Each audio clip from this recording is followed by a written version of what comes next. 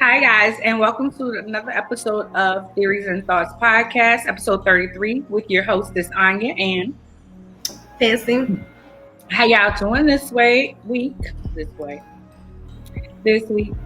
Oh my God, Fancy. Let me tell you what happened to me today. Okay. While I was sitting at my dining room table, and I started hearing something knocking, right? And I was like, what the hell is this? It was something in my closet outside on the patio. So did you find out what it was? I control. They came and got it. It was a cat. Oh, okay. Girl, I was like, what the hell is this? I was so scared. I wasn't even around for when they got the thing out of there. I was like, yeah, I'm good. I know one time I had an armadillo that would come dig like holes along the side of the house I was in. This was years ago. And it would just like, it must have been running into the door. You talk about somebody like, especially because I was about 19, my first apartment. And I was like, oh my God, that was the creepiest thing to me. Hey, Sharona. Hey, Brandy. Hey, Brandy. They were Sharona. Right. And that was what happened. So I was like, what the hell is going on? Me all scared. Then the animal control people came, and I'm just like, I'm just seeing that. He texted me. Sorry. I am scary. So I tell y'all, I need a husband. I really do. I need one. I need two. Y'all got some for me? Because who ain't going to be out here going find stuff is me. But anyway, moving along. Our first story. Oh, there it is. Our first news story tonight is about Oluwatoyin.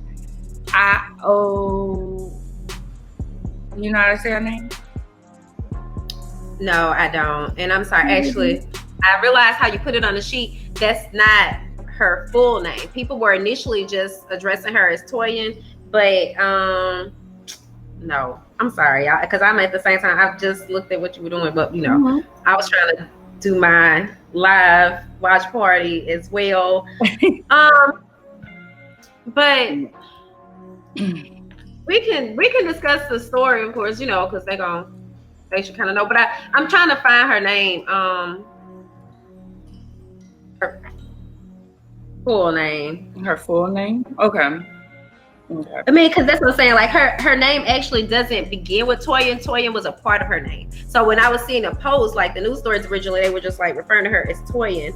It's Oluwatoyin Salau.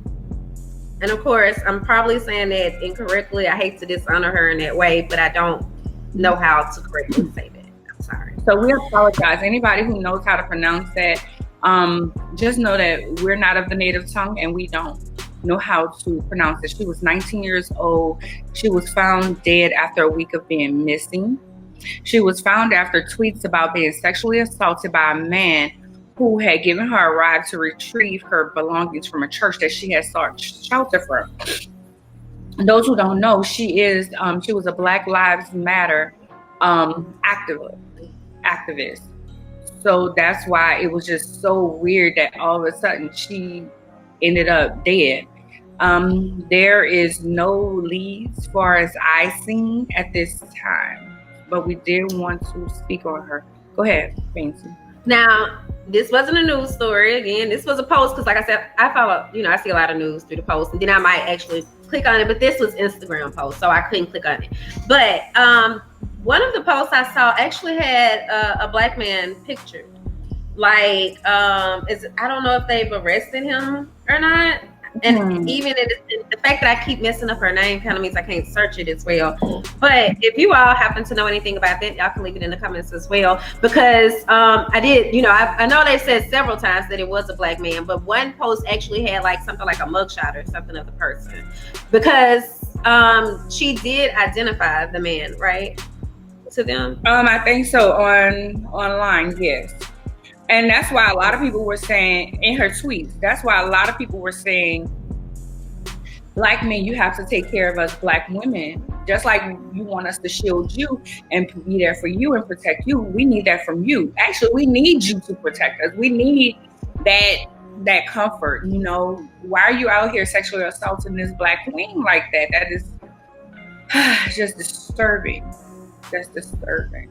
Do you have anything else on that one?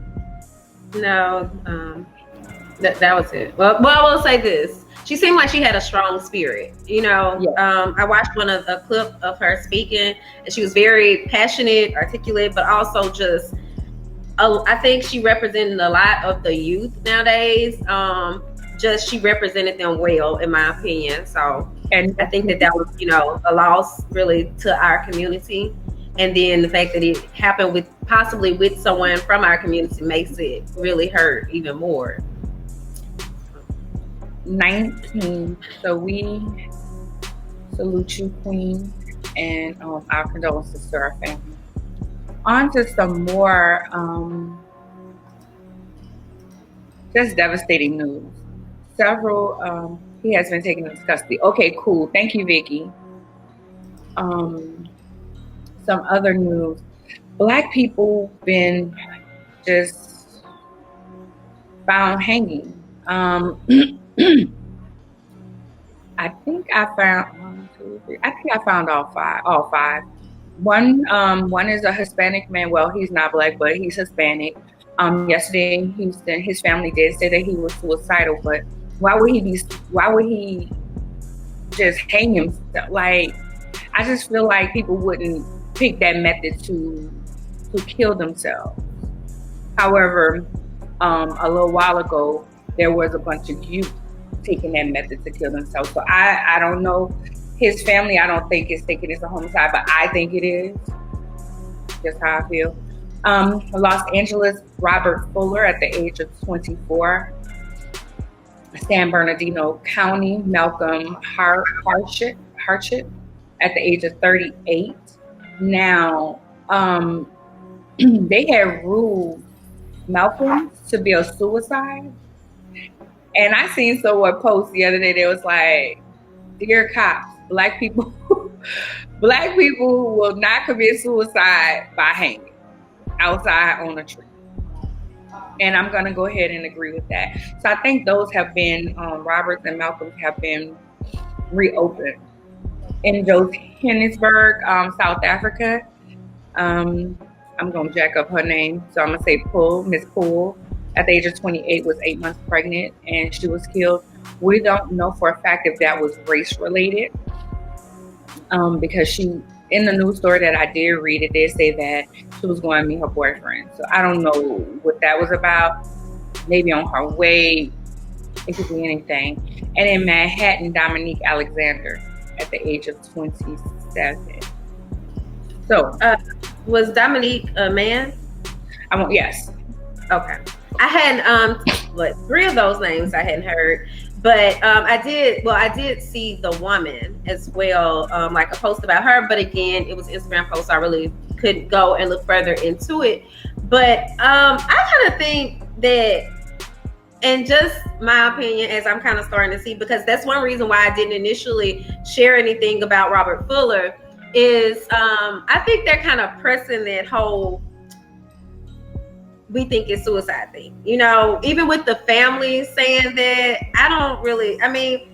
Of course, we know our loved ones better than, you know, a lot of people would, but that just doesn't really seem like, you know, how a lot of people normally seem like they commit suicide when they're in prison. I think even when you mentioned that about the youth, then okay, because that's, you know, a means that you have to, and I meant to say hanging, you know, because it's a way that they can get it done. You know, you have access to sheets or whatever. But in today's world, I'm just like, you know, this is the best. I just don't totally believe this. So I feel like all of them are suspect, in my opinion.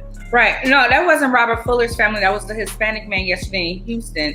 His family say he was suicidal. No, I was going to say, like, when I first began to see the Robert Fuller headlines, like on Twitter, and they were saying how, you know, people were like, oh, don't jump to conclusions just yet. And so I didn't want to jump to conclusions when I first saw that one, because that was the first one that I saw last week. And then, you know, I started seeing more, but it just began to make me think, because I think even I don't think it's his family, but maybe someone else. I saw a headline where they were kind of like, well, the family isn't necessarily thinking that, but my point is, I just don't necessarily think that all the families don't think that that's kind of odd, you know? Right. I agree with you. Most Black people wouldn't kill themselves by hanging. I don't think, because like you say, in prison or kids, because that's what they have there. Hanging by a tree outside a damn courthouse? Really? Yeah.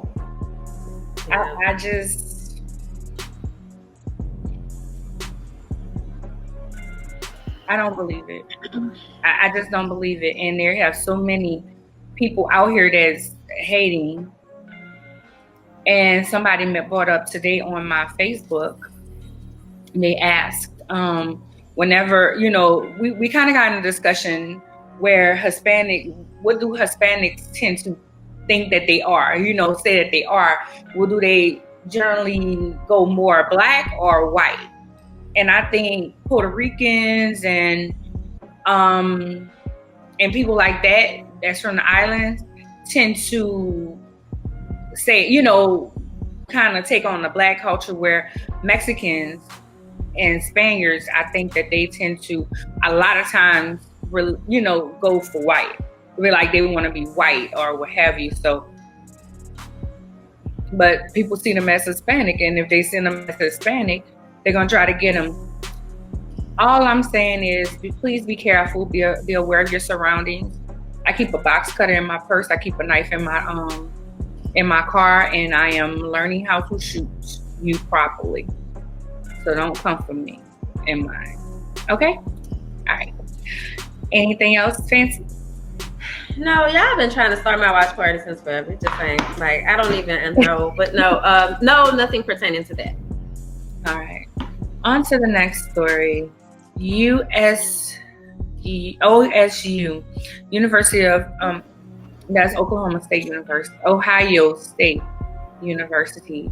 The coach had a shirt on that had OAN on it, One American News Network, which is a far-right cable channel founded by Robert Herring Sr.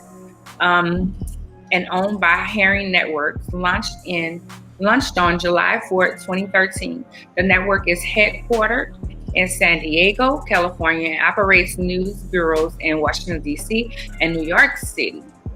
Trump is known to cite them, and they support him. At first I was like, it's just a shirt, but then I was like, you are wearing it boldly. You're wearing it proudly. It's like you representing them. And as the Mr. Hubbard Shava, tonight we have a lot of African names, and I'm sorry, y'all. I just messing it up. Shava Hubbard. He's the what? I have been pronouncing it with the longer U, but I don't know either, because y'all know I don't really watch sports. But I thought it was Chuba, but I honestly do not know. So Chuba Hubbard, that's what we're gonna go with. He stated on his Twitter, "I will not stand for this. This is completely insensitive to everything going on in society, and it's unacceptable. I will not be doing anything with it's Oklahoma. Sorry, Oklahoma State State until things change." Amen. Obangamega.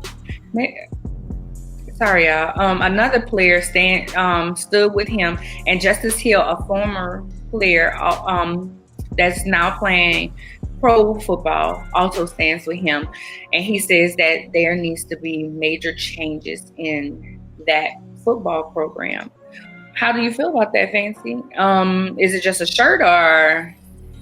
No, I don't think it's just a shirt. And I love the fact that he stood up. Not to mention, the fact that he was like the fastest or had the most rushing yards or something last year. So that he's well known. I think that was like a good example. And then what more so kind of shocked me with that story, when I read that story, I ended up like reading another story that actually took place with the Crimson football team. That's in Alabama. I do know that, but I don't know the exact name of the school. But one of their assistant football coaches just last week actually made a racial slur, and I was looking at how those players were like, oh, well, we get it. We realize, we have a long way to go. He really didn't mean any harm. He doesn't know, he spoke with us.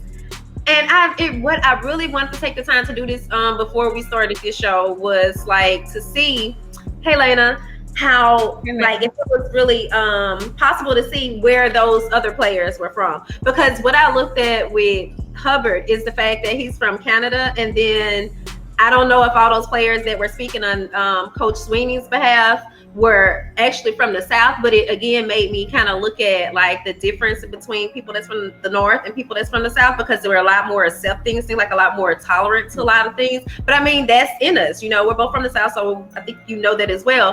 But I was just I thought that was like such a dynamic, because once Hubbard spoke out, then we saw other people also support him. So I wonder, like now, like last week, if someone from the Crimson team maybe would have said, hey, no, that's really not cool, if other players would have, shown solidarity with him.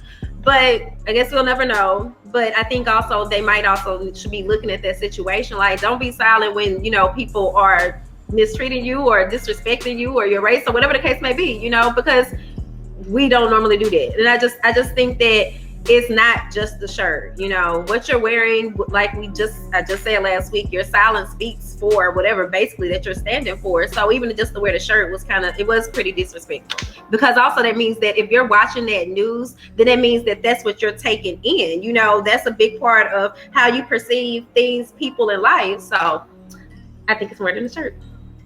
I agree. It's more than the shirt. He just probably just had it on. I don't think it was intentionally.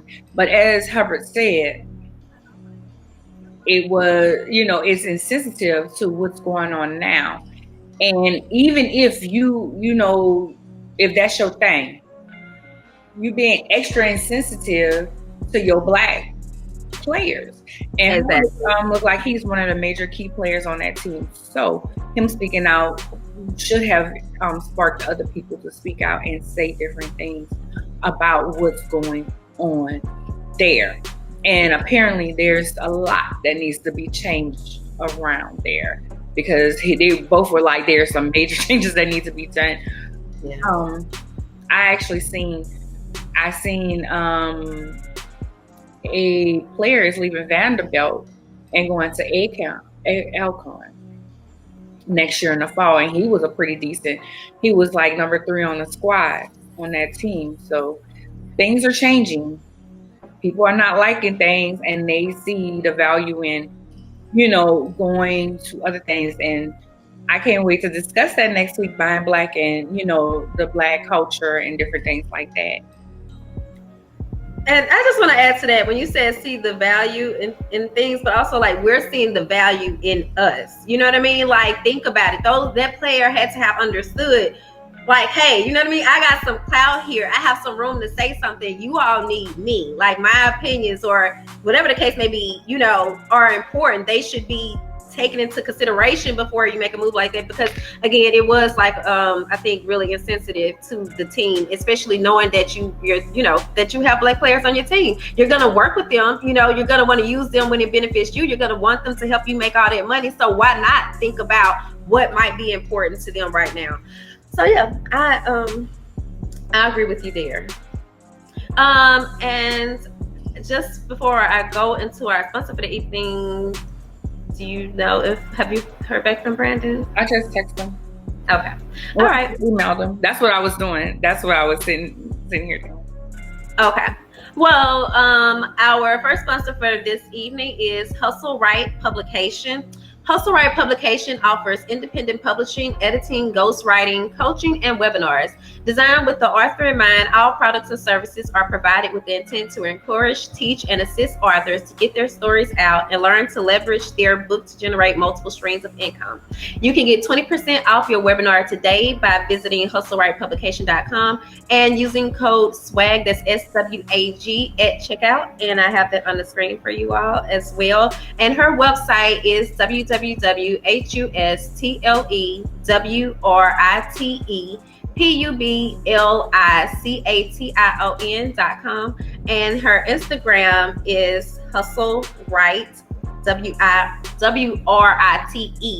publication. So HUSLT. Look, girl, where am I at? No, you don't have to just Hustle Right Publications, right with a W.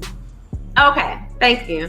I do apologize about that, but of course, we do always have the links here, and yeah. So now to go on and bring Brandon in, who is our guest for the evening. Hi, Brandon. Hi. I was like, where you at? You emailing me? The times you mess up with the time change. Who am I all supposed to tag when I post this flyer? Let people know I'm on. SwagHer. Yeah. Okay, I just wanted to make sure. Are we live right now? Yes. Oh, everybody. Hey, Brandon. Okay. It's fine though, you've been with in the publication before, so some people may be like, you're returning. I'm trying to fix my screen here. Like, I'm just honored to be here with the Black Girl Magic. Okay, like it's always an honor to be in the presence of amazing Black women. So I just feel like I just want to try to sprinkle the Black Girl Magic on me so that I can go off and try to do great things. Yeah. Let's check you out. Well, Brandon, can you, tell our audience who you are? We like to let you all introduce yourselves. Yes. Brandon Frame, founder of The Black Man Can. I believe that ideas are spiritual children seated by God inside of us, and He places the people around us and the tools around us so that we can manifest those things into reality. And I am just a living testament of Him blessing me with an idea and in placing the tools and people around me to manifest that into reality so that I could be a vessel for His work. Oh, well, that's great. I hit a fancy one day. I was on your page. I'm always on there. Let me just always on there. And I hit a fancy. I was like, oh my God, we got to get the guy for Black Man Can. She was like, Anya, we've had him. I was like, so that means that we can't? She was like, no, we can't. I was like, okay, great. I wanted to give you your flowers now, and I wanted to do this right before Father's Day because so many times we don't celebrate the Black man. So many times, especially for Father's Day, we always, not we, because I don't. A lot of women are like, well, I'm a father and da, da, da. So thank you for this platform, King, because it's needed and it's necessary and it's just so honorable to me. And Fancy's not in agreement because we need that. We need to see those positive images to show other people, no, that's the narrative that people are trying to make it seem is not really what it is. So thank you. I thank you for that. I appreciate the positive words, the flowers. It definitely warms my heart, and it really is. It serves as fuel to keep going. So I thank you. So was there something that I know you said an idea? So was there something that sparked that idea? Was it something that you just said? Or one day you just said, I'm just gonna put this together? One quote I live by is, once you make an observation, you have an obligation. And so I made an observation that Black men and boys need to see positive images of themselves, need to have their stories told. And so therefore I had an obligation to create it. And 10 years ago, The Black Man Can was birthed as a blog. And over time, it has grown into a conscious social community and award-winning nonprofit that amplifies and creates stories of what Black men and boys can do. So do you accept submissions, or how does that work? We take submissions. We go out and find photos and images and stories. So it's a collection of everything. Just making sure we show and tell, who we are and what we're accomplishing, and that, we are not monolithic, and that, that's kind of what it's about. And I'm just honored to, try to lead that charge and lead those efforts and connect the islands of success. I think what's really important and powerful is that the Black Man Can has been able to connect the islands of success so that we can create collective and sustainable change. I think a lot of times as Black men and Black women, sometimes when you're working on stuff and you're doing stuff, you feel like you're working in silos, or you're on your own. You're the only one thinking this way, or you're the only one doing certain things. And then when you can have something that's a connector of people, so that you can then share those strategies and best practices to move initiatives and movements forward. Okay. Fancy. Yeah. I'm sorry. I realized I did not have all of Brandon's information here. I wanted to make certain that everybody can connect with him. I think pretty much everybody knows the Black Man Can now, because everybody's always sharing the images, and you see the reposts.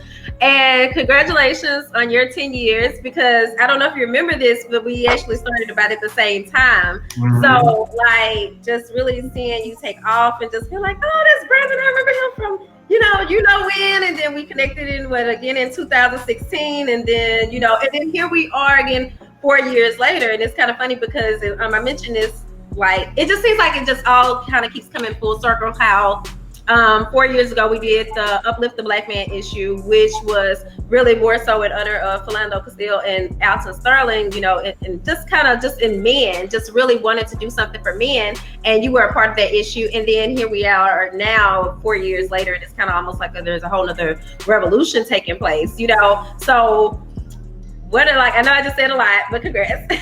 But also just what did you, especially in light of these times, do you feel, especially as a publisher as well, do you feel any type of, I don't know, how do you feel like you're doing enough, almost, I guess is kind of my question, because I know I've kind of discussed as a publisher with other people, or just even having that type of platform, where you're sharing positive images. Do you feel like that's enough right now? I feel, so I guess I struggle with the word enough. I would say that I am very happy and comfortable with the role that the Black Man Can plays, right? And the work that we do is resistance. The work that we do is the revolution, and that's our role in the way we play with that and play within that, and being okay with that, because when you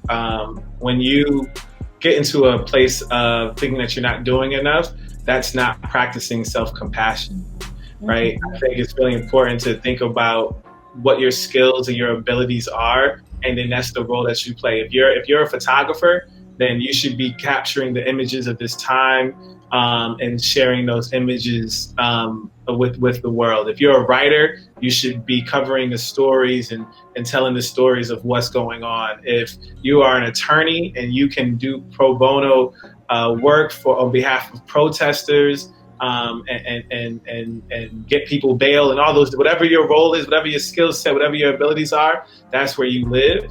And being comfortable with that, because that's also practicing self-compassion, because what it comes down to is we all actually have to do our parts, right? And if we each do our part, whatever that may be, we move things forward. We did a summit for young men last week, and we had, one of the speakers we had was Dr. Wes Bellamy, and he's in Charlottesville, Virginia, and he's the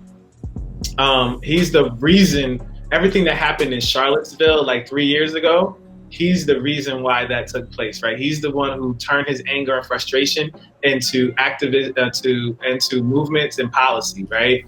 But when you listen to him, you read his book, or you talk to him, he's going to tell you how they called bomb threats on his house, at his school. He's going to talk about how he had to have police detail, because they were threatening his life, right? So that's why I get into not doing enough, because you can choose to be Wes and lead in that way and deal with what may come with that. you can decide to be a photographer, you know what I'm saying? Whatever your skills and abilities are, and being comfortable with that. And then that's a form of self-compassion and self-care. And I think that that's really important and needed in this time. Wow, I know. But I was going to say, because it's funny that you said that, because even when I saw another publisher kind of talking about it, that is basically what they said. You know, use the gifts or your skills that you have, like work with that. And then even as you said it, it made me think about, well, that's how that issue came about, you know, in 2016, just feeling like that's all that I could do was right. But also Dr. West was in that issue as well. Before he was Dr. West. So, but I haven't seen him lately online, but, you know, I know his work. So I'm pretty certain, you know, that everything that has happened like in the past year or so, you know, that I know that he's doing great things basically. But I was also curious, would you say that there are was there a particular Black male within your life that you saw as a role model, or, you know, what was your, I don't know, I don't want to pry, but I don't think I've ever asked you, you know, what your relationship was like with your dad.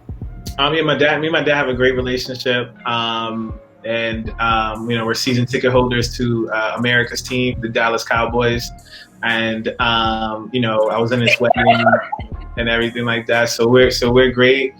Growing up, I mean, Terrell Hill, who's in Connecticut, has been instrumental in my life, and Coach Ken Smith. There's been men who have definitely poured into me over time that have allowed for me to be successful. And, you know, I just took that time to listen to them and hear the words of wisdom that they had, and then try to apply that in my life. I don't know if you see me, but I was like, okay, America's team. That's where it's at. I mean, I think also too, to your to the point around not or doing enough. I think if anything, one thing that we have done and we will continue to do, because we are an organization that is focused on Black men, and we take that, we really hold the space for Black men to be highlighted and celebrated, is to make sure that we acknowledge the privilege that we have as men. Like, while we're not white men, we still are men, and so we do get to benefit from privilege. And so with that, it's important that we honor, salute, celebrate, acknowledge, and stand in the gap with Black women and girls, and making sure that we do that in words, action, and deeds. I think that that's really important, that we do that, and we be an example for that, you know, for other Black men to do the same. And that's really important. Yes, because that's what we were talking a little bit about in our news today. The young lady, Fancy gonna kill me on this name, Toyin, that we found out that's part of her name. A lot of people were calling for men, you know, Black men. We need y'all protection. We need y'all to stand in the gap for us. We need your support. We need these different things.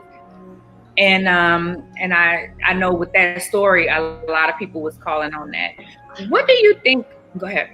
Yeah, I mean, I think that's very true. I think that the big aspect with that is, in the work that we really have to do, is around holding men accountable, right? Like, when you think about, you know, Me Too, right? Which does encompass all women, especially Black women. The reason why Me Too even exists is because men don't hold other men accountable, right? Like, we know men who do fuck shit. There are men around that know that person does what they do, but don't hold them accountable, right? And so it's very important that we hold men accountable for the wrong that they do, and we can't shy away from it. We can't seem like, oh, you know, I mean, I don't want to. We can't worry about our own insecurities that may hold us back from doing that. We have to speak up. We have to say something. It's kind of like, so I ride the New York subway, right? And it's always, that's where I live, and it's always like, if you see something, say something. You know, they always talk about that on the subway, right? That is what we need to apply as men to other men. You see something, you say something. You can't remain quiet. I think the biggest thing, and so when we do this advocating for Black women, is so important, because once you do it and you really understand it, like it's the same thing that you're asking of white people, right? You're asking white people to stand in the gap and to honor, salute the celebrations, celebrate the voices of Black people. And then if you really think about that, like it's double strike against the Black woman, like because now you're Black and you're a woman, so there is the gender issue that takes place as well. Plus, you know, being Black, right? And so like when men, what big thing is like when you read an article. Or like we posted something for the young lady in Tallahassee, and there were men who commented and was like, "Yo, we don't know if that's a Black man that did it yet." You know, just all the rebuttals, right? And I was like, when you do that, you sound just like a white person when they're like, "Well, I'm not like that," or you know, I don't, you know, you sound the same way, and so that's how, and that's how you know you have privilege. Right, which is why it's important to acknowledge that because you sound just, it's the same thing. The rhetoric is the same way. And that's why it's important for us to acknowledge that. And when you read an article or you see something and it makes you feel some type of way, right? That's usually because you probably have committed the behavior at some point, place and time, right? And you're like, oh shoot, like damn, that just checked me. But instead of saying, oh, it just checked me, you get defensive. And that's when you have to then acknowledge that and then make a shift in your thinking and then follow that with action. That was a lot. Well, I just want to just everything you just said, like Black men need to hear all of that, and not just, you know, and it's not a blame game, you know, because there's so many people like, oh, now, like you said, now isn't the time for that. But what you said, oh my God, it was just so profound to me. I don't know, you know, how you go over there, but like my heart was just like, and I guess I should have been taking notes, you know. You know, it's not really taking notes. I think it's just, you know, we really have to. That's how we have to do better. And I think there's lots of men that do. And so, like, you know, one thing that we're launching, you know, at the Black Man Can is we're launching this new like engagement thing, you know, called the Gentleman's Inbox, where we're going to be sharing stories like that. You know, stories of how men have stood in the gap for Black women, because I think part of it is the stories aren't necessarily shared. Like I think a good amount of Black women may have a positive story of how a Black man stood in the gap with her or held her down or supported her or whatever it may be. And so we need to amplify those stories as well. Like for example, there's several pages that I follow on Instagram.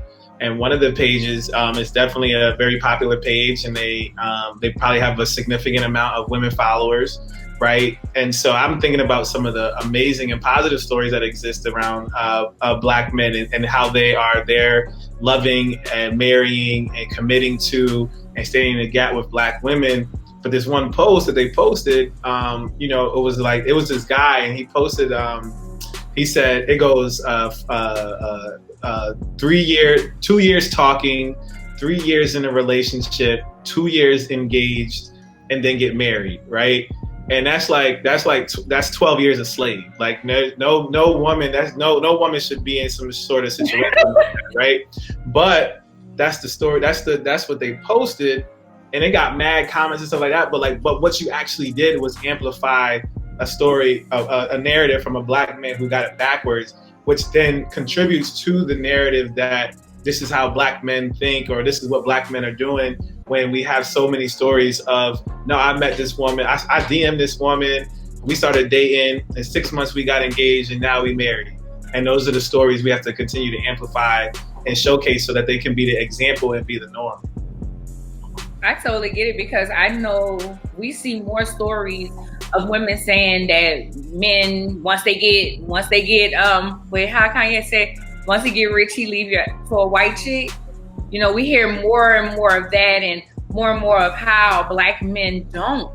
That's why I love your page so much, because it's so much more and more on how Black men don't love Black women, how they don't protect us, how they don't showcase us, how they don't see us as a trophy. You know, and how we had a guest on, he was saying that sometimes they see us as their mother, and this Black woman as their mother, and the things that she's saying and things that she's doing. So they go out to somebody else, and we want to feel protected. We want to feel loved. We want those things. But it almost feels like, especially a successful Black woman, it almost feels like she cannot find a Black man that's gonna love her, because so many times he's in competition with her, or he's mad that she got what she has. And let me calm down. So I think there's a lot of truth to what you're saying, and I've sat in circles where men have said maybe those things. Like I think any woman who is progressing and moving forward may have heard at one point in time that a man in either actions, words, or something, it came across that he was intimidated, right? Or maybe your success spoke to his insecurities because he sees you as, having it all together, right? Even though you're just figuring it out like everybody else, right? And so therefore it causes him to be, his insecurities come out, or he feels like, I can't provide or be what society has told me I need to be, right? So first, that's why it's important for men to learn and understand what it means to be self-sufficient, because once you're self-sufficient, you start to see a woman not for what she can do for you. And I think a lot of times we get too caught in like, well, what can she do for me? That's how I value her, when her value doesn't come from what she can do for me. That's one piece. The second piece to that is with the work that we're doing with our young men, and we think about the next generation, right? And so one thing that we do with the Black Man Can and some of the work is that with our young men's groups, we don't just focus on making sure that Black boys meet highly successful or just successful Black men in all walks, from barbers to lawyers, and from doctors to janitors, right? The success looks a lot different, right? But but it's not just about meeting all these different Black men who have had success in their lives. What is actually equally important is that they, as early as middle school, encounter, interact with, and see a successful Black women, right? So in 6th grade, when we did a survey, and boys, when you said entrepreneur, CEO, president, and not even like president of the United States, just the word president, right? Those, when you ask them what gender they associate that with, they say male, right? And so it's starting in middle school, even earlier, but we start with middle school. If we start putting Black women who are publisher, anchor, CEO, entrepreneur in front of our boys, they now first in turn see that this is what Black women are doing with their lives. This is what they will become. Because now in turn, they also see their peers, the same girls that they're in class with in middle school, like, oh, this is who Fancy's gonna be, when I'm not objectifying her or see her for this sexual, being. I'm gonna see her for the president that she's gonna become. I'm gonna see her for the CEO that she's gonna become. And then I know that becomes the norm. So now when I'm older, that's what I'm looking for, and that's what I expect, as opposed to the idea that that person is doing too much, or I'm insecure, or they're intimidating. But that's because I learned at an early age, this is the norm. This is what Black women are supposed to be doing. As a matter of fact, like if not, like what how can I help you get there? Because I know this is what you're supposed to be doing. This is where you're supposed to be at, and it's supposed to be accomplishing. But that work starts at a really early age. And so anybody that's doing boys groups, when you bring boys together, you have to take the time, again, to celebrate, honor, salute, and showcase these amazing Black women, so that it becomes the norm. And it's not just the only Black women they know are their teachers and their moms, right? But the women who are excelling in life, like, again, because that's who they know that their peers will become, and it just becomes a normal thought process for them.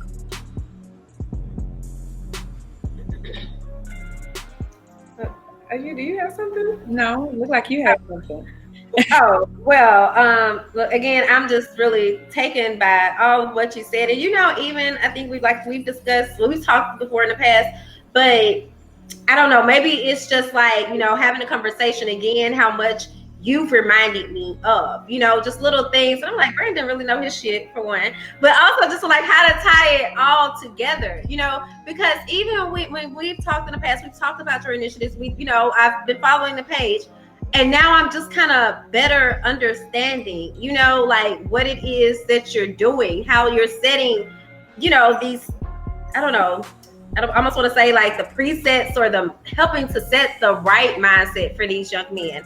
You know, like a lot of times we just look at it like, oh, okay, they're doing this or they're doing that, but not really just really seeing that. Even the fact that you mentioned that success looks differently for each individual. So don't just show them, you know, the $1 trillion, $1 billion person or whatever, you know, also show them the janitor, you know, let them see the significance of what it is that person does as well. So right.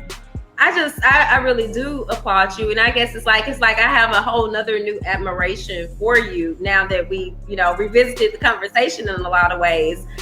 And also I just want to know, I don't want you to think, I don't think you're doing enough. Or even, you know, and I know we just talked about that enough, but I was just kind of curious because, you know, I've mentioned this before, like, especially when times get really tense like this, I wonder about the things that we post. You know, I wonder if it's okay to still be trying to, like, normally whenever I do a morning post, it's going to say, you know, happy whatever. And I don't know if anybody really noticed, but for several weeks, we stopped with the happy, you know, I was like, man, I don't know, you know, like, should I even really say that? I might have been happy in that moment myself, but I know that other people, you know, that just wasn't what the whole vibe of the community was, I guess you'd say. So that's why I asked that question. I just wanted to make certain you understood that, you know. No, absolutely. I'm all up. I'm all in on SwagHer and everything that you are doing. I'm working hard so that when you do the next male cover, you know, mega edition, I'm on the cover. That's what there's certain things that are really cool in life, and being on the cover of a magazine, those are cool things. Like, I don't care what anybody say. There's certain things like, you know, what, like, nah. Like, you get the cover of a magazine. So I'm just working hard to, you know, keep. So the next male cover, I'm gonna make the cover. So, you know, that's a goal. That's like a goal in life. Damn. Really, and the fact that you're actually saying that, because I even post about how men don't seem to value media the same way, you know. So a cover can just be. But I remember like you sharing like something about your mom or something, you know, when those issues came out. So I do appreciate all the ways that you supported us in the past, and just I just be excited to know you. But now even more so, just better understanding what you do, and maybe it's an enlightening for me, you know. But I'm just like, you know what, like you're really doing great things, you know. Well, I'm happy to have met you and hear of all the amazing things that you're doing. And I totally agree. If we start showing them images at a young age, then they grow up and see that that's the norm and want to help build and want to help, you know, support and be in that in that arena, you know.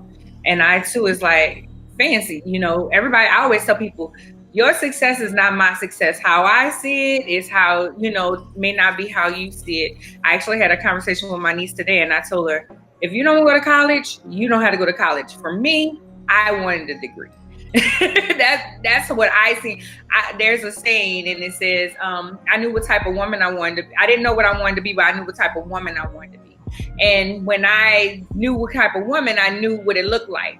And everybody's success, what they're looking at, doesn't look the same, and that we need people at different levels. So that doesn't mean that she's less than. It just means that we have a different route to get to where we want to go and the things that we want. So I think that is so impressive, and thank you for that.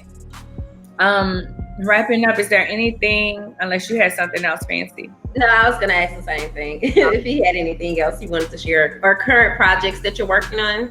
Right. I'm just trying to find time to do stuff at this point now. So, I mean, I have a full-time job outside of the Black Man Can, and then I'm also a student. So yeah, my time is really all over the place. But in regards to the Black Man Can, you know, we launched our merchandise. So I'm really excited for the success that we've seen thus far. And we have a lot of plans on how to do that. We're already in the process of planning the Black Man Can Awards for next year. So excited about that. And some other events and different things that we have going on. Releasing some new content. So, I mean, we're kind of like all over the place, but we have a strategy.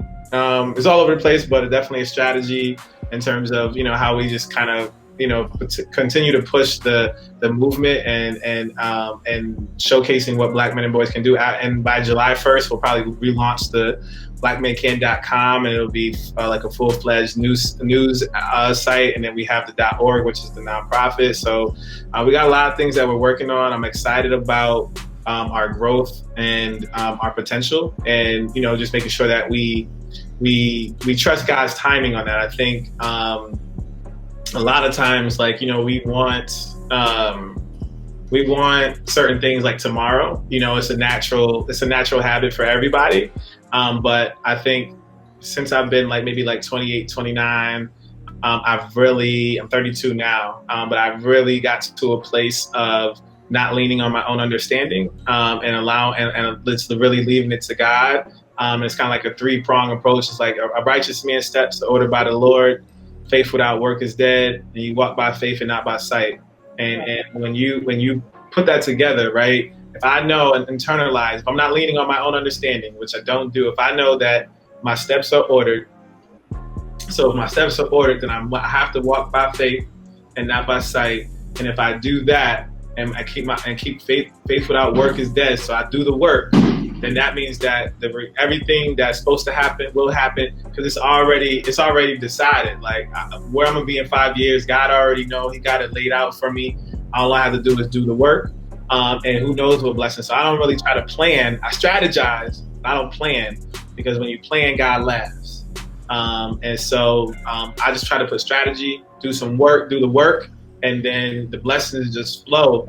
And I'm just grateful, and I say I'm grateful, and I praise His name as they come, for the ones that I can see and I can't see, and that's kind of how I live my life. I love that. I'm gonna write that out somewhere and paste that in my house, because I think I really need that. Well, that is true. I mean, we can plan, or we can, strategize it, but it's only until it's His time. And then so many times we want it now.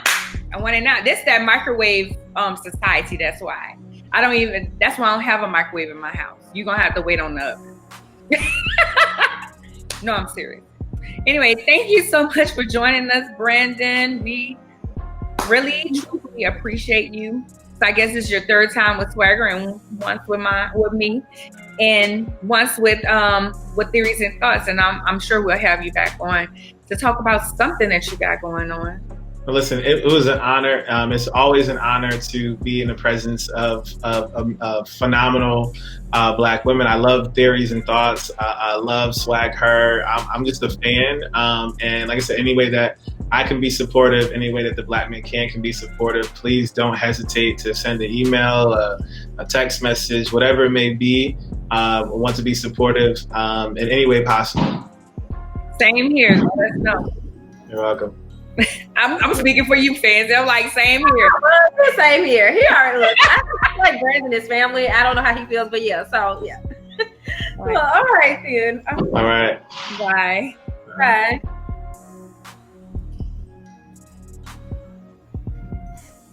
That was good. Yeah, and I still feel like I almost rushed him off. I don't be meaning to do that to y'all. I just be so like, oh gosh.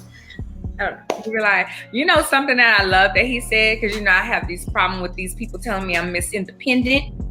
He said your success speaks to his insecurities. Woo! I don't know if you heard me typing over here. I was like, yes, God, that part right there, that one right there. But that was a great conversation, especially about the Black Man Can, because I didn't know all those things about the Black Man Can. I didn't know it had so many initiatives, and I love that he's going to have the award ceremony next year that's really going to, have men step up and feel honored for doing just what they usually doing, what they know to do is right. So. I'm sorry. I am just looking at something I noticed within one of the links. But I also want to say, I think that they've done the awards before. Maybe they did them last year or something, but I'm not certain. Don't quote me on that. But I think this might be it's like an annual thing. However, let me find our second sponsor for the evening. Sometimes these links just, I'll notice something as I'm looking at it, and it just, y'all know how I am. But our second sponsor for the evening is Representative Glenicia Neal.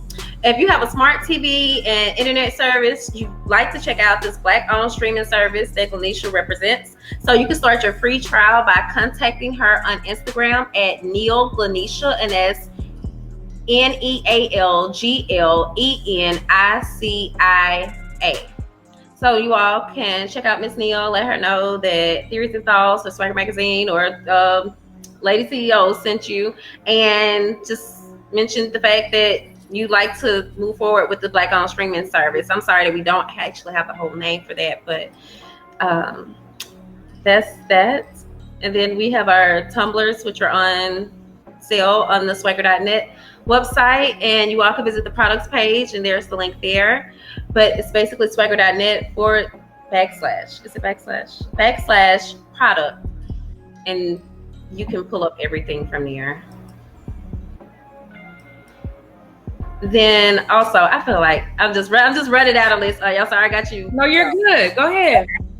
So SwagHer Magazine is still running our special on our Black-owned business directory, which we call our BOB directory. So you can list your business for a year for only $90. So that's actually like a $30 discount because it's normally $10 per month. So we're giving you 3 free months for that.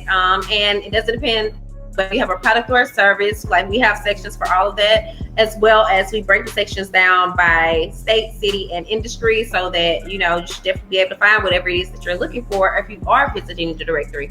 If you are interested, then you can email us at advertise@swagher.net. Okay. All right. You ready, Anya? Yeah, I'm not running down the list like I did last week.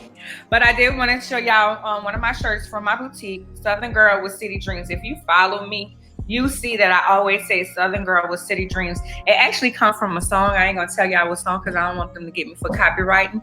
However, I feel like I'm a Southern girl with City Dreams. They tend to think of New Orleans as the country. And I feel like we're a city. But whenever you have city dreams, it's thought to have big, big, big dreams and want to do so much. So that's why I always use that hashtag Southern Girl with City Dreams. You can get this shirt and others at www.missthangsboutique.com. That's where the S's are. It will be Z's. Don't forget, you can follow me at LadiCEO on Instagram. I am on Twitter at I am_LadiCEO with the I. Sorry. And on Facebook, I am Lady, and then you have to put a space CEO. So that's how you catch up with me. Also, I have a Ladi Her Wine Facebook group. Did I show y'all this last week? Did I show y'all this? You didn't show us that. A wine glass. This is going into the boutique. But as you sip your wine, you have your wine glass. So we're doing these. And coming soon will be journals. I don't know if you can see it, but it changes. But you did show, I don't know if you showed that one on the podcast, but I did see the journal. Mm-hmm. So so make sure y'all go to my website. Make sure you go to SwagHer's Max website, and you guys just keep supporting. Thank you so much. Let us know how we can support you. If you're ever thinking about possibly being a sponsor, remember, we're always looking for sponsors for each episode. You can contact me at Arnya, ARNYA, at LadiCEO.com, and I could give you all that information. All right. All right. Anything else, fans? Nope, that's it. See y'all next week. Bye.